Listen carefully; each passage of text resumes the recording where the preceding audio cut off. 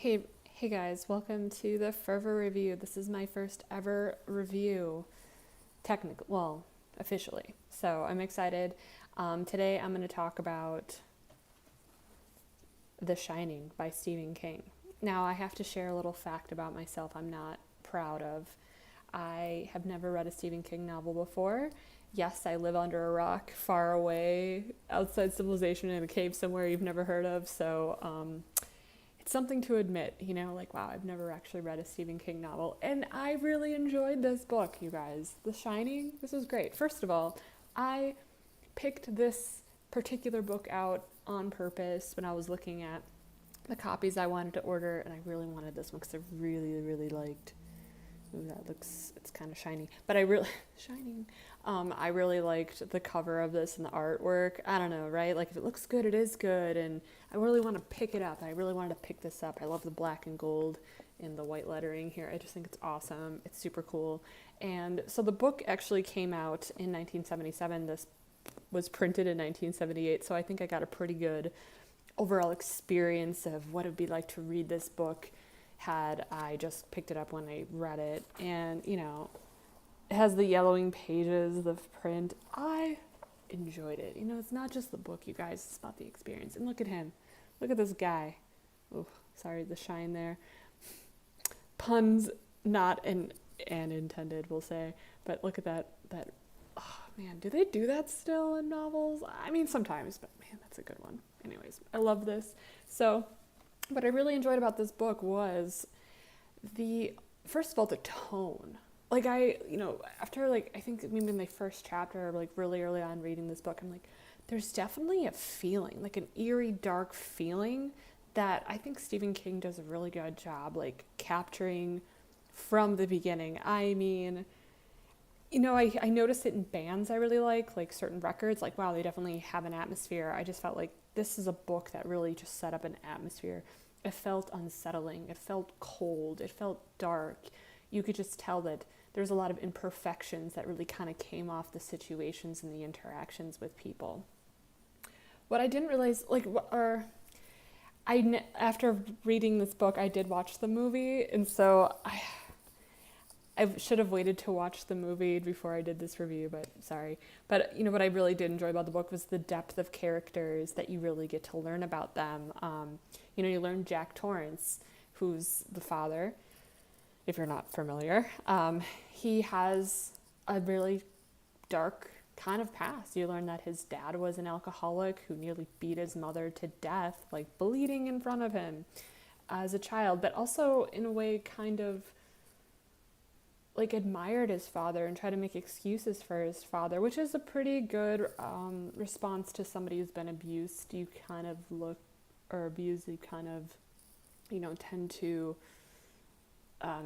like your mental perception of them will kind of change on how you perceive your abuser, kind of like a Stockholm syndrome type of feel. So yeah, actually, I do think Jack Torrance is a product of Stockholm syndrome. He very much takes in the atmosphere around him, the things around him, and he is like, like that's probably why the hotel took him, like saw him as a weak person that they could take, and he would kind of carry out their mission, their duties. So I think he's a really interesting character, especially he's this writer, and he has a couple of questionable things he's done. He broke his son's arm when he was 2. Wow, today, if that were to happen, that child would be out of that house. There'd be so many court cases that would not happen.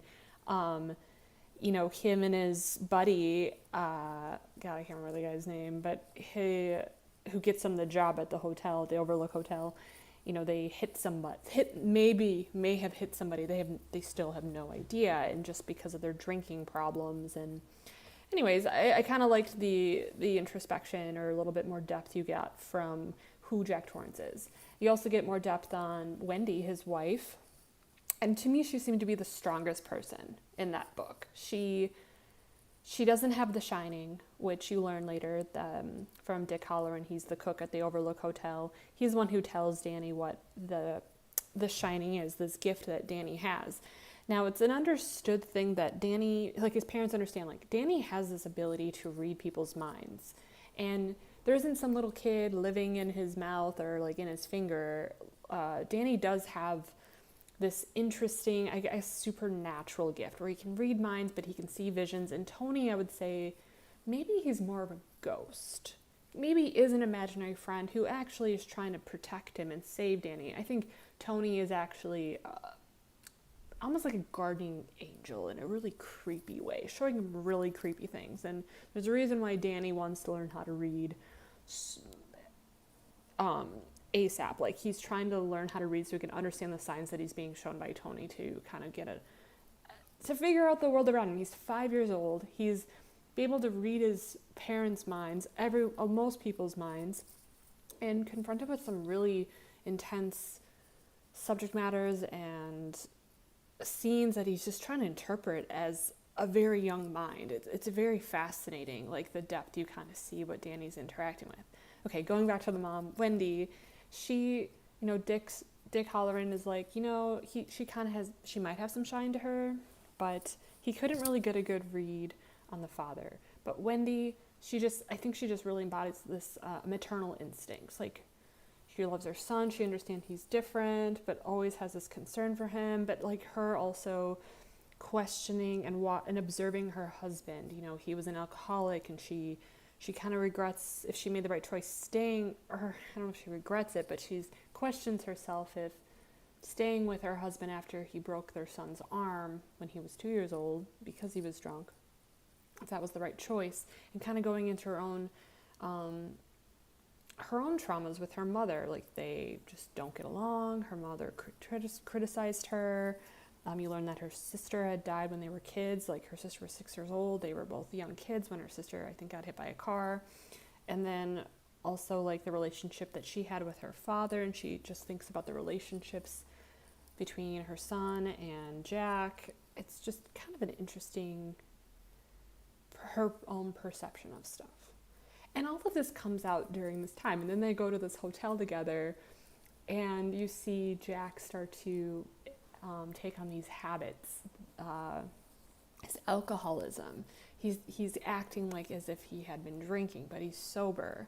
And then basically it comes out that, this place is haunted. Jack uncovers a really dark history, and it's actually much darker than is portrayed in the book. Like, sure, there's, like, you see a woman in the movie, and, that the caretaker before had brutally murdered his kids and his wife, but, there was, like, gangsters had owned this, and there was other brutal murders. There was, like, a bloodbath. I'm surprised this place was still open, and how it was kind of really kind of shoved under the rug. Like, we're not going to talk about all the bad things that happened here, but there was much more, and the book goes into more detail about that. And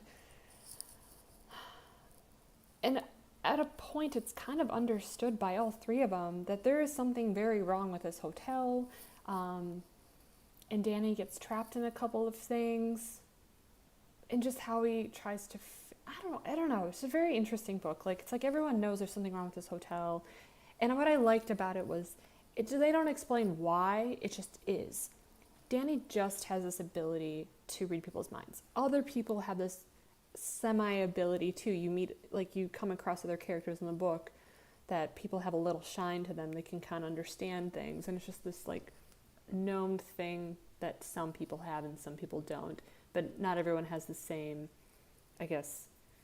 It's not as strong of a presence or strong as an ability as one person to the other. Danny isn't said to be, like, one of the stronger ones.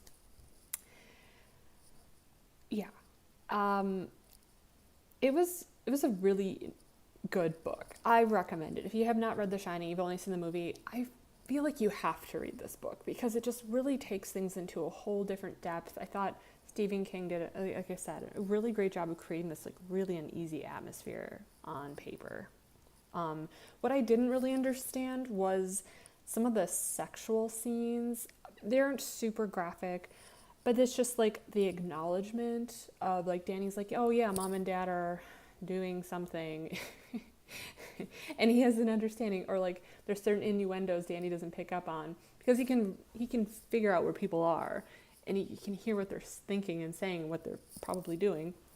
And there's a moment too where Danny was attacked by this woman. He had like bruises on his neck. He was clearly attacked by somebody, and he's sleeping in the room, and then Jack starts feeling up Wendy. I'm like, okay, it just didn't make any sense why there was like an acknowledgement of just like intimate behavior, which is fine.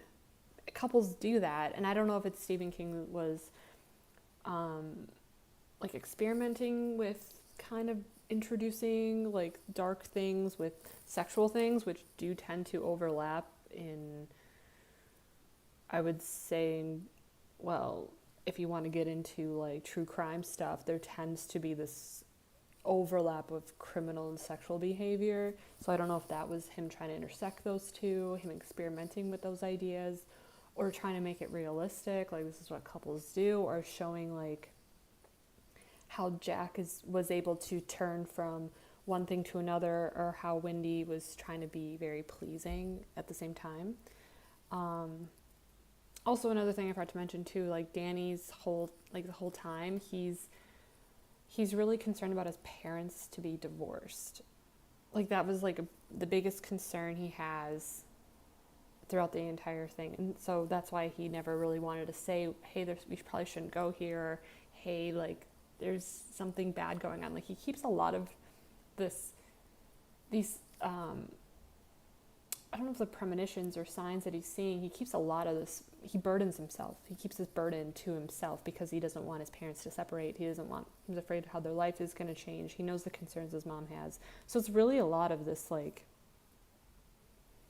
crazy abusive cycle and trying to figure out, I mean, really, I think the theme is abuse. A friend of mine told me that, and you're like, you know what, you're right. It is kind of this like theme of abuse and being stuck and being afraid to figure out a way out, and you can kind of accept certain things to make it a reality. Well, I could sit here and talk all day and piece this out, but let's try to we got to move on to other things. But great book. I will read more Stephen King novels. I guess like the whole sexual aspect of it, I wonder if that's something that too is like more things that he does kind of bring up in other novels. Maybe that's his style. I don't know. This is the first book I've ever read, so that was one thing I'm like, I don't really know why this is in here, so I'm curious. It didn't come out too much at all, I think, in the movie, but yeah, great. Check it out. I definitely give it a 2 thumbs. The Shining by Stephen King. Excellent. Totally worth the read. All right. Thanks, guys, for watching. Till next time, I'm Natalie. This is The Review.